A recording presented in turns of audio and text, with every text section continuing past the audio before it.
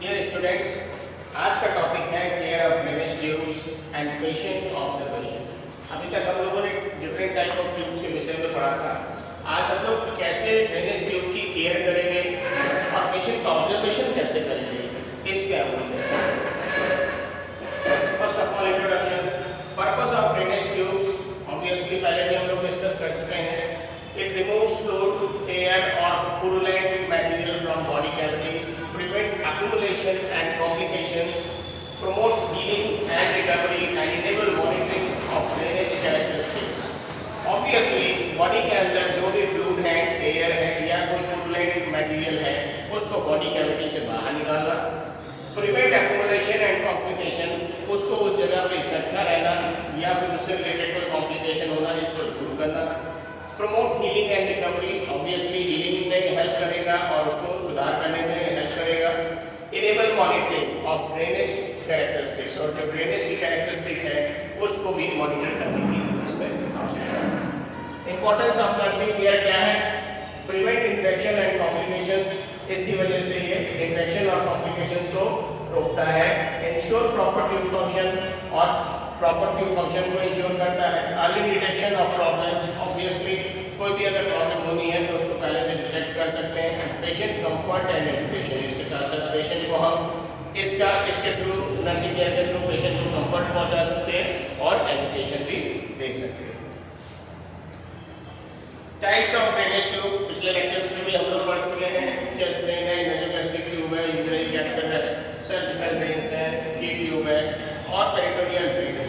Chest drain obviously thoracic cavity drain होता है for निमोथोरैक्स and pleural effusion. निमो, जहाँ पे भी निमो वर्ड होगा that is called air, and pneumo means blood and pleural effusion means serous fluid collected into the pleural cavity. तो ये तीनों स्टेट में अगर थोरैक्स में एयर है या ब्लड है या कोई सीरस फ्लूइड है तो उसके रिमूवल के लिए ये चेस्ट ड्रेन डाला है। Next is nasogastric tube, stomach decompression, obviously stomach को डिकम्प्रेस करने के लिए, फीडिंग के लिए और मेडिकेशन एडमिनिस्ट्रेशन के लिए, दवाई पहुंचाने के लिए। फिर यूरिनरी कैथेटर जो होता है, bladder drainage and monitoring of urinary output, obviously bladder से ऑब्वियसली कोई भी जो यूरिन कलेक्शन है उसको बाहर करने के लिए, साथ में मॉनिटरिंग के लिए कि भाई पर आवर कितनी यूरिन आ रही है उसको असेसमेंट करने के लिए भी हम यूरिनरी कैथेटर्स लगाते हैं। सर्जिकल ड्रेन्स में वूंड ड्रेन, जैक्सन प्राइड और हीमोगाइल ट्रांसफर, जो जितने भी सर्जरी होती है उन सर्जरी में अलग अलग तरीके के जो है वो ड्रेन लगाए जाते हैं अलग अलग जगहों पे। तो उनका एम दो तरीके से होता है। एक तो वो कलेक्शंस को वहाँ रुकने लाते बाहर ले आए, दूसरा उस कलेक्शन में कितना कलेक्शन आया उसका मेजरमेंट भी जरूरी है। तीसरी चीज, उस एरिया में अगर कलेक्शन नहीं जमने देंगे, निकाल लेंगे तो उससे क्या होगा, उस एरिया में हीलिंग और रिकवरी तेजी से। तो ये तीन एस्पेक्ट मेजर हैं जिनकी वजह से इनको डाला जाता है। ट्यूब है that is biliary drainage after common bile duct surgery में इसका यूज करते हैं। फिर पेरिटोनियल ड्रेन जो होता है वो पेरिटोनियम में डाला जाता है, that is abdominal cavity fluid removal, जो भी एब्डोमेन की कैविटी में फ्लूइड होता है उस फ्लूइड को, that is called peritoneal fluid होता है, उसको रिमूवल करने के लिए वो ड्रेन डाला जाता है। Next is general principles of drainage tube क्या है केयर के। Aseptic technique adoption, secure positioning, maintain patency, cavity drainage and monitor and document. पहली चीज एसेप्टिक टेक्निक, कोई भी प्रोसेस करना है उसमें एसेप्टिक टेक्निक मस्ट है, पूरा स्टेराइल टेक्निक होनी चाहिए। ऑलवेज यूज स्टेराइल टेक्निक, कोई वर्ड आ गया, when handling drainage system and insertion sites, जो भी आपको ड्रेन डालना है उसको हैंडल करना है या डालना है उस साइट को पूरा स्टेराइल कर लें।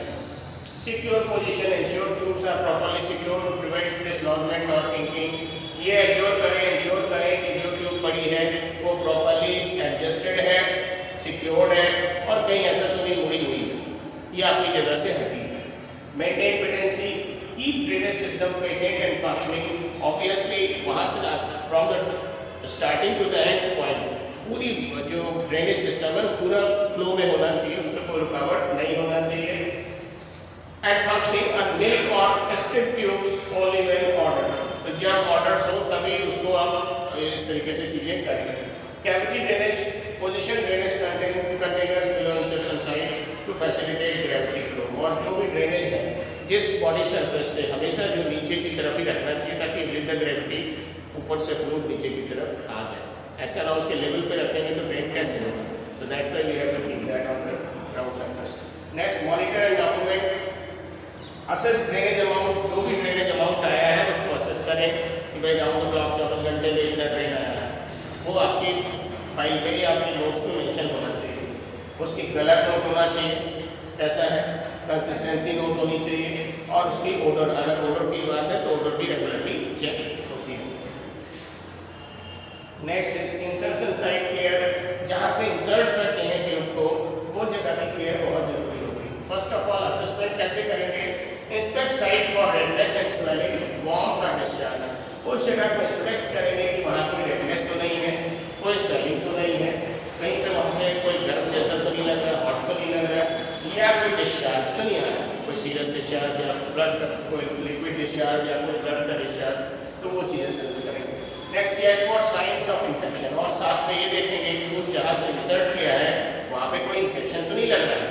Next, assess for patient discomfort और पेन, और ये भी देखेंगे कि पेशेंट को कोई डिस्कम्फर्ट या पेन तो नहीं लग रहा है। Next, verify tubes two is properly secure, और ये भी चेक करेंगे, हर हाल में कंफर्म करेंगे कि ट्यूब प्रॉपर्ली सिक्योर है कि नहीं, अपनी जगह पे रुकी हुई है कि नहीं, आगे पीछे तो नहीं है, ड्रेन प्रॉपर आ रहा है कि नहीं आ रहा, फंक्शनल है कि नहीं है, वो सारी चीज़ें भी असेस कर लेनी चाहिए।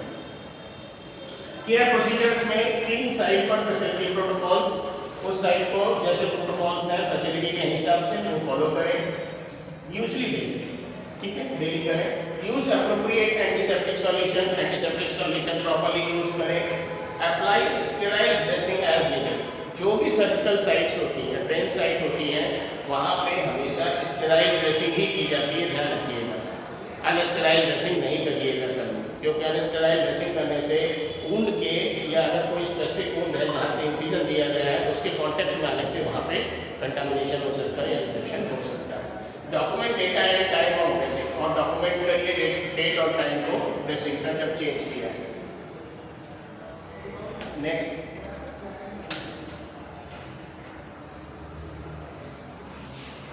ड्रेनेज असेसमेंट पैरामीटर्स में क्या है? 4 चीजें देखनी है आपको।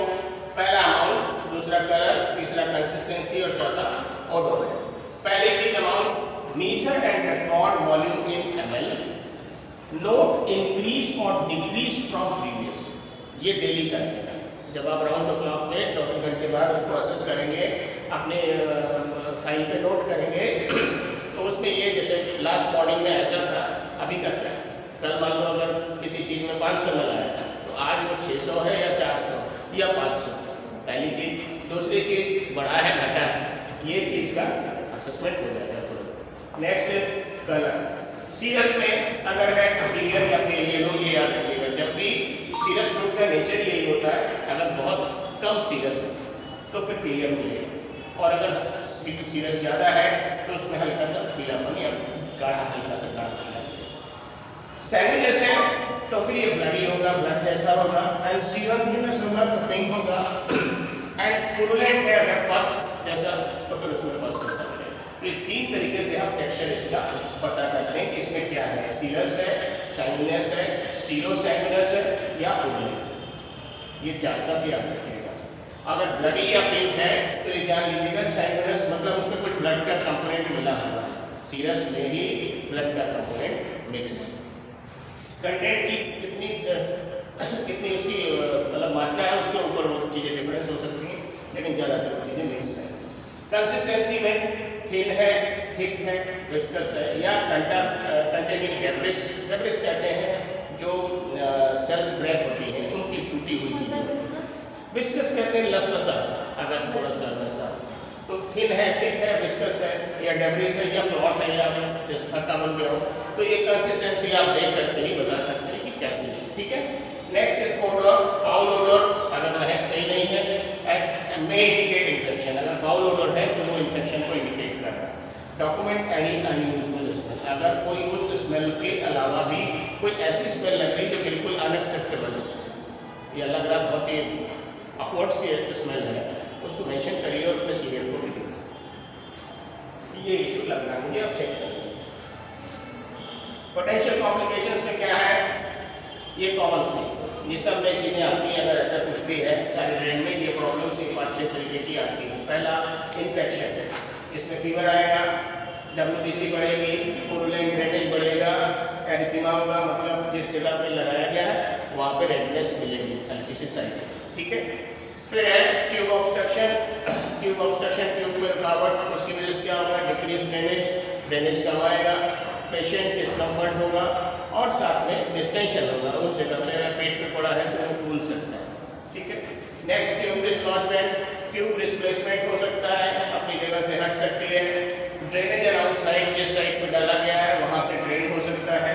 और लॉस ऑफ फंक्शन, और उस ट्यूब जो पड़ी है उसका फंक्शन भी लॉस होगा, क्योंकि अगर डिस्लॉजमेंट हो गया, अपनी जगह से हट गई, तो फिर वहाँ से कैसे कोई चीज़ वापस आएगी, तो ये भी रहेगा। नेक्स्ट इज हेमरेज, अगर इंक्रीज ब्लीडिंग डैमेज, अगर ब्लीडिंग डैमेज बढ़ जाता है तो समझ लीजिए हेमरेज है। साइंस ऑफ शॉक है, अगर ब्लड लॉस ज़्यादा हो रहा है तो पेशेंट शॉक की कंडीशन में भी जा सकता है। और साथ में decrease BP, blood pressure, blood loss होने से वॉल्यूम डेफिसिट होगा तो बीपी कम हो सकता है, ठीक है। तो ये भी चीज़। फिर electrolyte imbalance, abnormal lab values, specially with large drainage volume, अगर लार्ज ड्रेनेज वॉल्यूम है, ज़्यादा मात्रा में ड्रेन आ रहा है, तो फिर वहाँ पे इलेक्ट्रोलाइट इम्बैलेंस हो सकता है। फिर एयर लीक, ऑब्वियसली ये कॉम्प्लिकेशन होता है। एयर लीक में चेस्ट ट्यूब में ज़्यादातर ये चीज़ें मिलती हैं। तो continuous bubbling in water seal, जो वाटर सील लगी होती है ICD के लिए, उसमें बबलिंग आने लगती है, बबल्स आते हैं। सबक्यूटेनियस एम्फाइसेमा, सबक्यूटेनियस एम्फाइसेमा क्या होता है बेटा, जो त्वचा होती है हमारी त्वचा के नीचे हवा भर जाती है, ठीक है, सबक्यूटेनियस लेवल पे। आप कभी जब उसको कैसे पता करेंगे, एक तो स्वेलिंग सी लगेगी और टाइट सा लगेगा चेस्ट का, जिस एरिया में हुआ है उसको पहचानने का एक सबसे बेस्ट तरीका होता है, you have to keep your hand on with the finger और 4 fingers on the skin surface and you will just press it mindfully, हल्के से प्रेस करोगे, ऐसा साउंड होगा जैसे पन्नी होती है उसमें कोई हवा भरी, उसको दबा दो, बड़ी सिग्निफिकेंट होता है। कभी देखने को मिले तो जरूर देख लेना। And it should be clinically, और क्लिनिकली ही असेसमेंट अच्छे से कर पाओ, फिर या तो फिर एक्सरे करा, ठीक है। तो ये चीज़ का ध्यान रखना। और जो भी जैसे सबक्यूटेनियस एम्फाइसेमा होता है तो ये इसमें ऊपर से चीज़ें आपको बता सकते हैं। Next is chest tube management, water seal chamber, observe for tidaling means fluctuation with respiration. जो अंडर वाटर सील होता है वो हर सांस के साथ ऊपर नीचे होता रहता है, ठीक है। इंडिकेट्स पेशेंट ट्यूब, ये पेशेंट ट्यूब को इंडिकेट करता है। Suction control, maintain prescribed suction level usually 20 centimetre STO, gentle bubbling indicates proper function, अगर जेंटली बबलिंग हो रही है तो फिर वो नॉर्मल फंक्शन को इंडिकेट करता है। Collection chamber, mark drainage level with date and time, never empty collection chamber. जो चेस्ट ट्यूब पड़ी होती है उसको कभी भी खाली नहीं अटैच करिएगा, वो एयर फिर अंदर चली जाएगी, वो फिर प्रॉब्लमेटिक, वेरी वेरी प्रॉब्लमेटिक। सो वो चैम्बर फिल करके अंदर जो भी एयर जाती है सांस की, वो वाटर के थ्रू फिर चैम्बर में होकर के फिर रिवर्ट होगा। Means exchange of gases under water seal के ही थ्रू होना चाहिए। फिर system integrity, keep system upright below chest level, जो भी है सिस्टम अपराइट रखेंगे और चेस्ट के लेवल से बिलो रखेंगे। Check all connections are secure and airtight. कभी एक बात और याद रखिएगा, पेशेंट मान लो लेटा हुआ है, आपने उसके अंदर वाटर सील उठा दी, चीज़ें अंदर आ जाए, सो ऑलवेज पेशेंट ऐसे लेटा है तो उसकी सरफेस नीचे भी होगी, डाउन टू द, ताकि वो मोमेंटम उसके थ्रू है। लेवल पे नहीं करेंगे तो ड्रेन भी नहीं आएगा, दूसरा वहाँ से कोई चीज़ है तो वापस भी आ सकती है, तो वो फिर रिस्क ही नहीं, लाइफ थ्रेटनिंग हो जाएगा। Patient position for comfort and optimal drainage, comfort position में रखें और ऐसा रखें कि जिसमें प्रचुर मात्रा में प्रॉपर तरीके से ड्रेनेज बाहर, ठीक है। एनकरेज कफिंग, अगर वैसा है तो पेशेंट को एनकरेज करें कफिंग करने के लिए एंड डीप ब्रीथिंग, ठीक है। उसको कफिंग के लिए बोलेंगे थोड़ा सा, लेकिन हर जगह कफिंग नहीं है। जैसे अब्डोमिनल ड्रेन पड़े हुए हैं तो उसमें कफिंग करेंगे तो दिक्कत होगी, चेस्ट वाले में चल जाए, तो ये थोड़ा सा ध्यान रखना है। दूसरा डीप ब्रीथिंग, और जो चेस्ट वाली ट्यूब से उसमें डीप ब्रीथ लगाओ, गहरा जितना ही लेगा उतना ही अंदर से बाहर कर दिया। नेक्स्ट इज नेज़ोगैस्ट्रिक ट्यूब केयर, पहले भी हम लोग इसको कर चुके हैं। वेरिफिकेशन एंड सिक्योरिटी में verify placement before each use, pH testing और एक्सरे। आप ट्यूब सही से स्टमक में गई है कि नहीं है उसके लिए pH चेक कर लेंगे। और एक्सरे कराएंगे, एक्सरे कंफर्म टेस्ट। फिर चेक एक्सटर्नल मार्किंग्स रेगुलरली, जो बाहर की मार्किंग्स होती हैं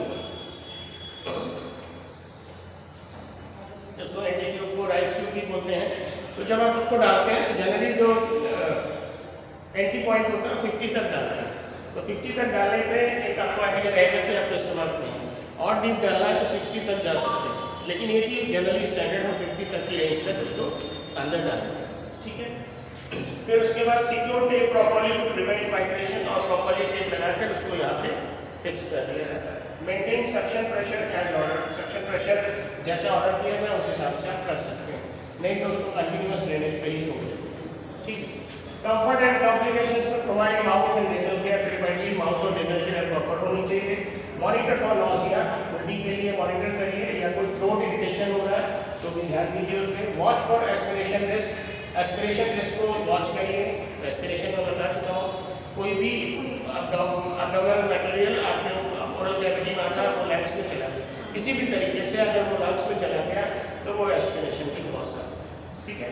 असेस फॉर ट्यूब ब्लॉकेज और डिस्प्लेसमेंट, ये ध्यान रखें कि कोई ट्यूब ब्लॉक तो नहीं है या फिर डिस्प्लेसमेंट तो अपनी जगह से हटे तो नहीं है, ये ध्यान रखें। फिर यूरिनरी कैथेटर का मैनेजमेंट कैसे करना है। इन्फेक्शन प्रिवेंशन पहला काम, maintain close drainage system, close drainage system होना चाहिए, होता है। Perform catheter care daily with soap and water, ये प्रॉपर्ली सोप और वाटर के साथ कैथेटर का केयर होना चाहिए। Drainage bag position, keep bag below bladder level, याद रखिए keep bag below bladder level at all times, ठीक है। एम्प्टी बैग में 2/3 फुल यूजिंग क्लीन टेक्निक, 2/3 अगर वो बैग भर जाता है यूरिनरी ब्लैडर का जो चैम्बर होता है तो उसको खाली कर देना, क्योंकि उससे ज़्यादा जब भरेगा तो बाकी एरिया उसमें एयर का होगा, अगर ज़्यादा भर जाएगा तो रप्चर हो सकता है वेट की वजह से, ठीक है। ट्यूबिंग मैनेजमेंट में प्रिवेंट कीकिंग, ध्यान रखेंगे ट्यूब मुड़े ना, और डिपेंडेंट लूप्स उसमें अलग बार बार मुड़ाव ना हो जाए। Catheter to inner thighs to prevent fractures, secure catheter to inner thigh, जो इनर थाई होती है, जो पेशेंट लेटा हुआ तो उसी में दर्द रहता है तो उसकी वजह से वो ब्लॉक हो सकती है पाइप, तो आगे जाएगा नहीं, अंदर ही कलेक्शन होता रहेगा लंबे समय तक, मान लो लेटा रहेगा तो वो एक समय बाद वायरल फ्री हो जाएगा, तो वो साइड से फिर लीक होना हो सकता है, तो वो रिस्की हो जाएगा, ठीक है।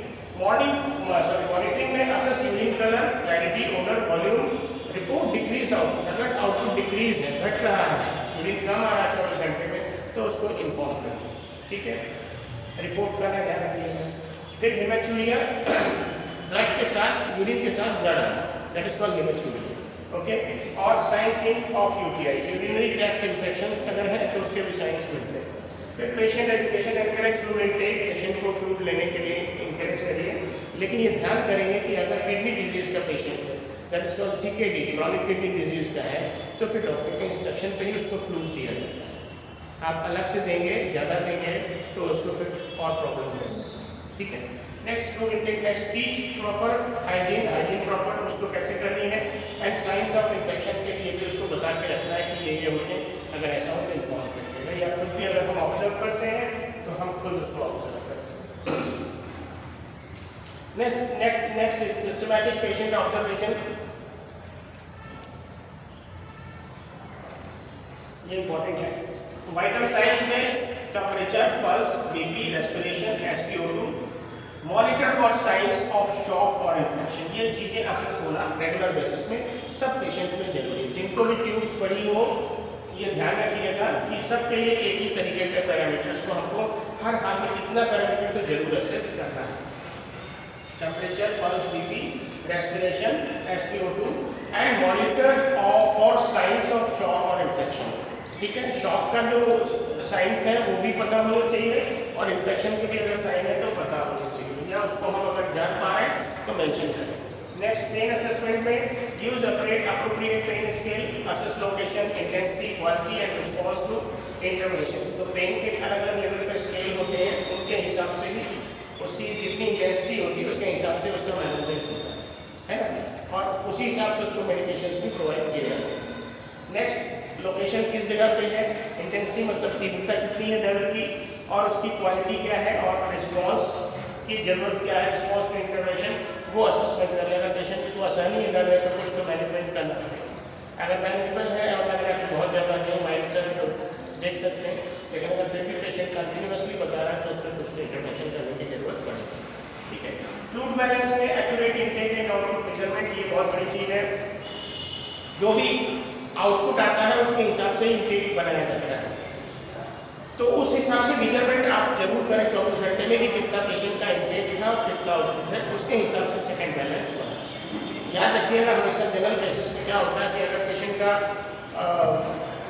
मान लीजिए जितना आउटपुट आता है अगले दिन एक स्टैंडर्ड वैल्यू जो भी दिया और उसके बाद जो भी, तो जितना आउटपुट आता है उससे 500 ml हमेशा ज़्यादा होता है। ये एक स्टैंडर्ड किडनी के पेशेंट के लिए होता है और जनरल केसेस में तो आप अपने हिसाब से बढ़ा सकते हैं ये जैसा इनटेक का लेवल। किडनी के पेशेंट्स में अगर 500 ml उसका आउटपुट आया 24 घंटे में तो अगले दिन आप उसको सिर्फ 1000 ml ही दें।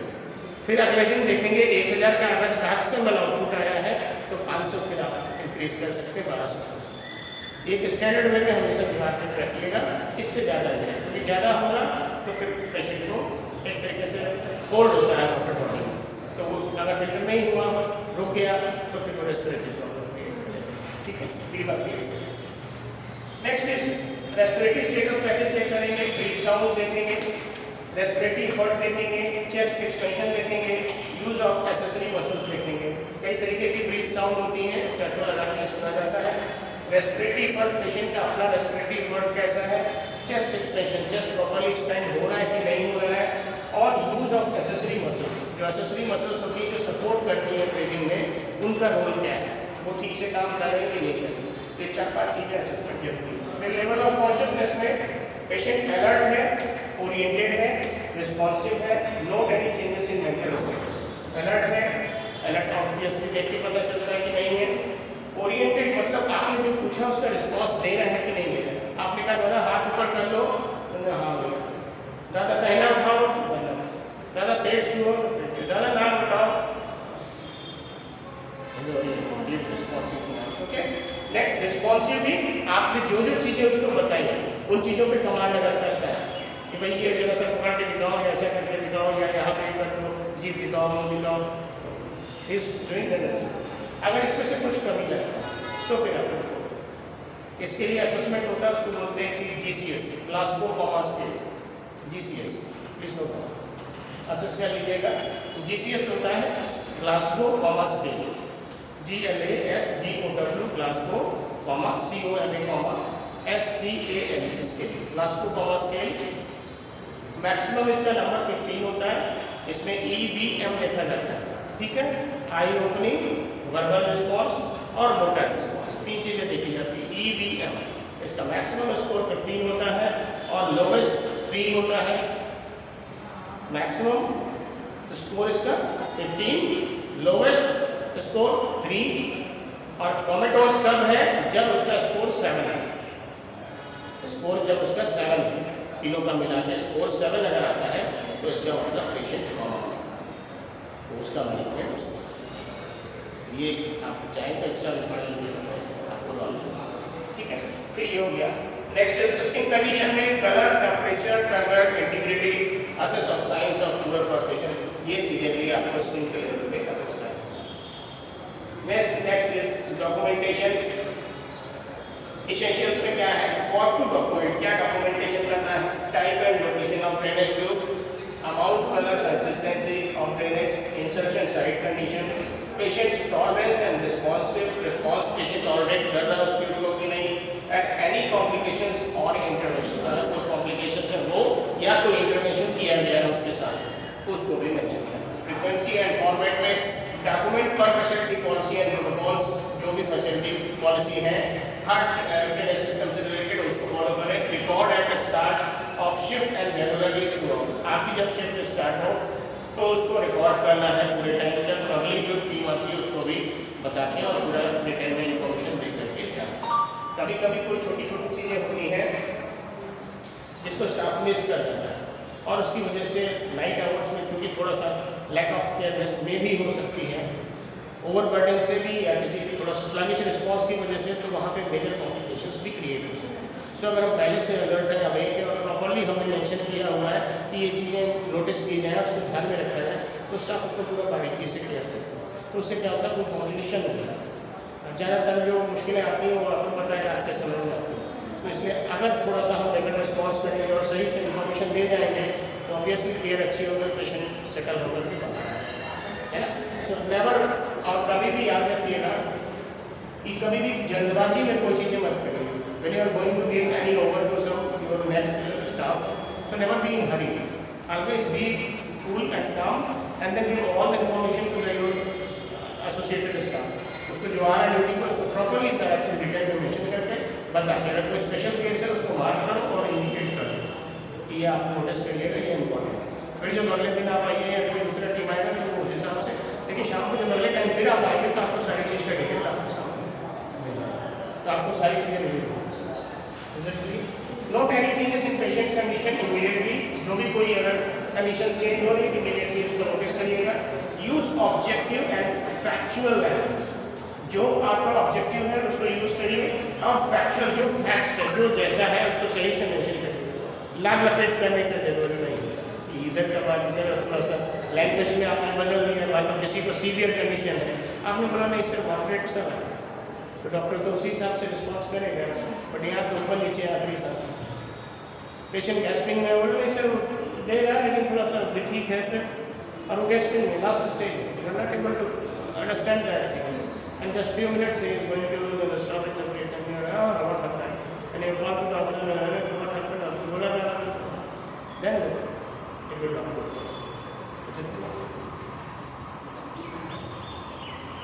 Patient and family education, purpose and functions to explain why the drainage tube is needed and how it works to promote healing. जो कैंडिडेट्स उनको इन्फॉर्म करना होता है, बताना होता है क्यों और इसका क्या पर्पस है। फिर mobility and activity, each safe movement अगर पड़ी हुई है तो कैसे चल रहा है उसके विषय पर उनको प्रॉपर गाइड भी करें और डिमॉन्स्ट्रेट कर दें कि कैसे हैंडल करना है उस चीज़ को, ठीक है। फिर उसके बाद और साथ में कलेक्शन डिवाइस जो है, मान लीजिए मेरी कैथेटर लगा हुआ है पेशेंट को, साथ में उसका ब्लैक बैग भी लगा है, यूरिनरी बैग लगा, उसमें यूरिन भरा हुआ, तो उसको लेके अगर मूव करना है तो कैसे चले, ऐसे नहीं छोड़ देना है या गिरा देना है या टंगा रहेगा तो फिर निकल जाएगा तो खींच जाए भाई, so it can be here. Comfort report, signs to report, अगर फीवर है, इंक्रीज पेन है, ड्रेनेज चेंजेस है या ट्यूब डिसलॉजमेंट है या सिस्टम माल फंक्शन है तो इसको रिपोर्ट, ठीक है। कंफर्ट मेजर्स में positioning tips, pain management strategies and when to request assistance, और कब रिक्वेस्ट करनी असिस्टेंस के लिए, सहायता के लिए, वो भी आपको पता होना चाहिए। Next discharge planning, home care instructions, जब पेशेंट डिस्चार्ज हो रहा हो तो उसको घर पे कैसे उन चीज़ों को हैंडल करना है, अगर उसके साथ जा रहा है तो उसको बताना होता है। फॉलो अप अपॉइंटमेंट्स, उसके अपॉइंटमेंट्स फॉलो अप करिए, और इमरजेंसी कॉन्टैक्ट इन्फॉर्मेशन, और अगर कभी कोई उसको इमरजेंसी कंडीशन क्रिएट होती है तो वो आपसे डायरेक्ट कॉन्टैक्ट करके और उसको सारा गाइडेंस मिल जाए। एंड इन केस नहीं मैनेजेबल है तो अगेन आप उसको पेशेंट को हॉस्पिटल बुला करके मैनेज करें। ये इंपॉर्टेंट चीज़ है, पहले भी हम लोग उसको देख चुके हैं।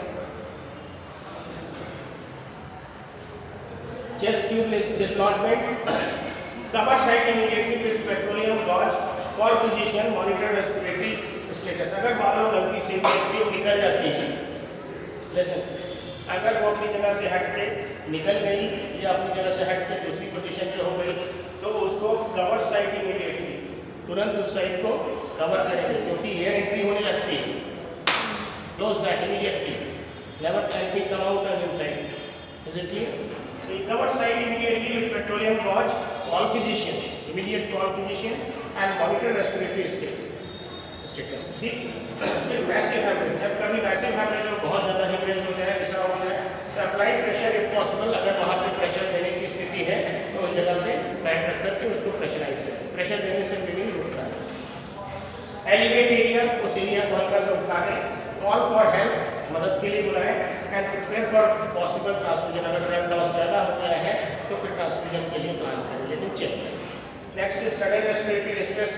रेस्पिरेटरी डिस्ट्रेस मतलब ऐसी स्थिति जब सांस बहुत फूलने लगे, उसके समय पोजीशन अपराइट, पेशेंट को पोजीशन अपराइट करेंगे, बिठा के थोड़ा सा रखेंगे, एडमिनिस्टर ऑक्सीजन, सैचुरेशन चेक कर लेंगे, उसके हिसाब से ऑक्सीजन देंगे, असिस्ट ट्यूब पेटेंसी, जो ट्यूब पड़ी है उसकी पेटेंसी को चेक करेंगे एंड नोटिफाई फिजिशियन इमीडिएटली, और इमीडिएटली आप फिजिशियन को इन्फॉर्म करेंगे। फिर ट्यूब ऑब्स्ट्रक्शन विद डिस्टेंशन, ये बड़ी प्रॉब्लमेटिक स्टेटस होती है। एक तो ट्यूब ऑब्स्ट्रक्शन हो गई और साथ में उसकी वजह से डिस्टेंशन भी हो गया, तो ये कहते हैं ना करेले पे नहीं चढ़ा वही वाला स्थिति। तो ट्यूब भी रुकावट हो गया, रुकावट के साथ में जगह भूल गई, चाहे चेस्ट में हो चाहे लॉन्ग में कहीं हो। तो do not irrigate without water, आप उसको इरीगेट दोबारा नहीं करना है, उसमें आप अलग से सलाइन या कुछ डालना है, अंदर अलग पेट करना है, और बाहर के लिए में तो आप कुछ कर नहीं सकते चेस्ट के लिए। फिर असेस पेशेंट कंफर्ट, पेशेंट का कंफर्ट असेस करेंगे, नोटिफाई फिजिशियन, तुरंत फिजिशियन को इन्फॉर्म करेंगे and prepare for possible replacement, जरूरत है तो उस ट्यूब को चेंज करके दूसरा फ्रेश डाल करके उस डिस्टेंशन को भी रिलीज करना और उस कॉम्प्लिकेशन को भी सेटल करना।